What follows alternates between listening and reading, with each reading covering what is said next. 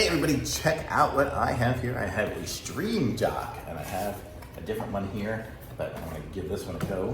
You love these streaming docks, these things are the best. Okay, everything's going here. Oops. And so this is the device. Woo! Look at how pretty that one is. It's got dials and everything, so I can set up volume and scrubbing on my videos as I'm editing my videos. So I do video editing and different hard set buttons too. And I guess these are going to be my programmable buttons. Let's go ahead and plug this one in and see what we can do. I wonder if it uses the same software as my old one.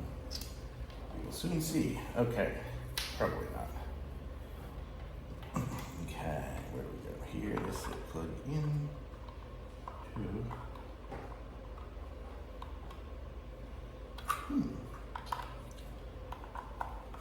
Okay, that's plugged in. Now I'll plug this into here. See what happens. We got plugged in there. Look at that. It's turning on. So yeah, I'm gonna have to install this software, I think, to get it to work. Yes, my software needs this here, Stream Dock app. So I'm gonna go install this and then I'll be right back. Okay, so look at this. I've got the Stream Dock. I have the other Stream Dock here too, but now I have this one here. And look what happens when I do the turning the knob, the volume goes up and down. I can do different things here. I can have it open my camera image capture if I wanted to do that. I can have my earnings, my different things like that.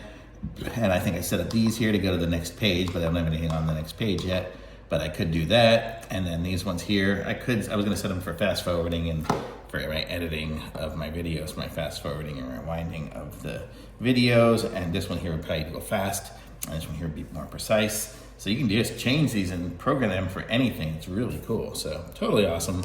Thumbs up for sure.